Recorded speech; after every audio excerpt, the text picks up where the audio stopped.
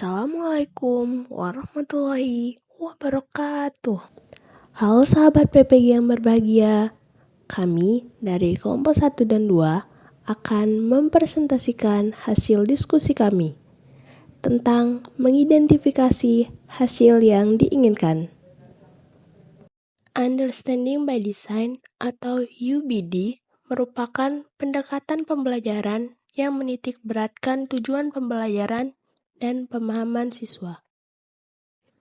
UBD juga merupakan cara pandang dalam merencanakan dan melaksanakan proses belajar mengajar dengan menggunakan teknik backward design. Desain mundur atau backward design adalah model desain berbasis hasil yang terdiri dari 3 kegiatan utama. Yang pertama, menentukan atau mengidentifikasi hasil yang diinginkan. Yang kedua, menetapkan bukti atau indikator untuk mencapai hasil tersebut. Dan yang terakhir, merancang pengalaman belajar. Asy'ari 2014. Alur mundur dari UBD terdiri dari 3 tahapan yang disesuaikan dengan template UBD yang dibuat oleh Wiggins dan Tighe. Salah satunya yaitu identifikasi hasil yang diinginkan. Menurut Wiggins dan Tighe 2005, desain UBD memiliki 6 dimensi pemahaman. Yang pertama, kemampuan menjelaskan. Yang kedua, kemampuan menafsirkan. Yang ketiga, kemampuan menerapkan. Yang keempat, kemampuan berempati. Yang kelima, kemampuan memiliki sudut pandang. Dan yang terakhir, kesadaran. Dalam menentukan hasil yang diinginkan, tujuan pembelajaran menjadi acuan penting yang harus dibuat dan ditetapkan serta dipertimbangkan dengan membuat prioritas pembelajaran berdasarkan kinerja jangka panjang agar siswa dapat melakukan apa yang telah dipelajarinya. Menurut Pertiwi dan Rundunowo 2019, tujuan pembelajaran dapat dibuat dengan merumuskan poin-poin penting materi yang ingin dipelajari dan menuliskannya menggunakan kata kerja belum dalam sebuah kalimat dan tujuan pembelajaran. A. Untuk audience, B. Behavior, C. Condition, dan D. Degree. Tahap 1 dalam kerangka UBD yaitu mengidentifikasi hasil yang diinginkan. Tahap ini merupakan tahap awal yang mempertimbangkan tujuan pembelajaran yang telah ditetapkan oleh kurikulum. UBD pada dasarnya menekankan pada aktivitas transfer, yaitu apa yang dipahami dalam kehidupan peserta didik. Elemen-elemen yang terdapat dalam hasil yang diinginkan. 1. Tujuan utama. Guru menentukan tujuan atau ide besar yang ingin dicapai dalam proses pembelajaran. 2. Pertanyaan penting. Guru menentukan pertanyaan yang dapat mendorong siswa memahami, menyelidiki, dan terjadi transfer belajar. Yang ketiga, pemahaman. Guru menentukan pemahaman spesifik yang ingin dicapai dan siswa juga akan memahami apa yang akan mereka pelajari. Penerapan berdasarkan identifikasi hasil yang diinginkan.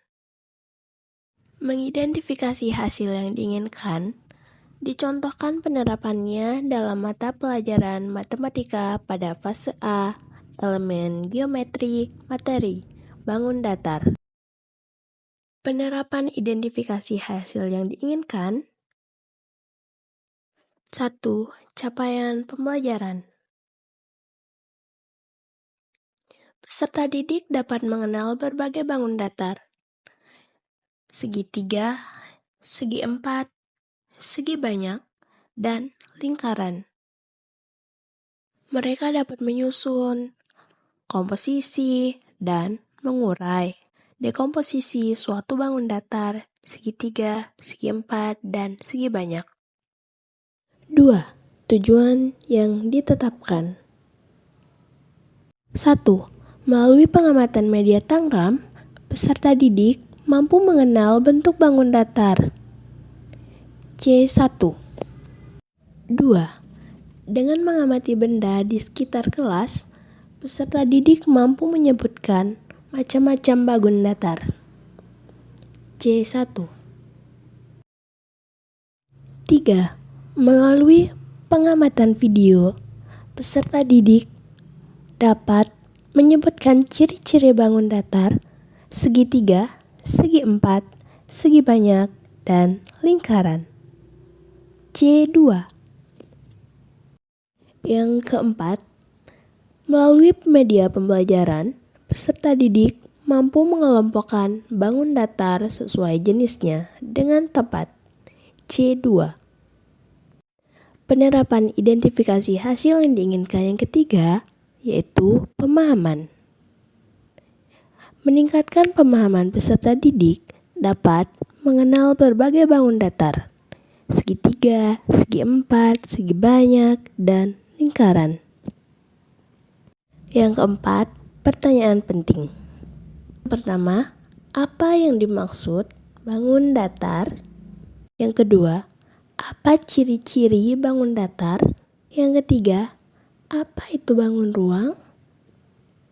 Dari langkah-langkah yang sudah dijelaskan sebelumnya, maka akan diperoleh hasil yang diinginkan, yaitu siswa mampu mengetahui berbagai bangun datar. Yang kedua, siswa dapat menyebutkan bentuk-bentuk bangun datar. Yang ketiga, siswa dapat menjelaskan ciri-ciri bangun datar.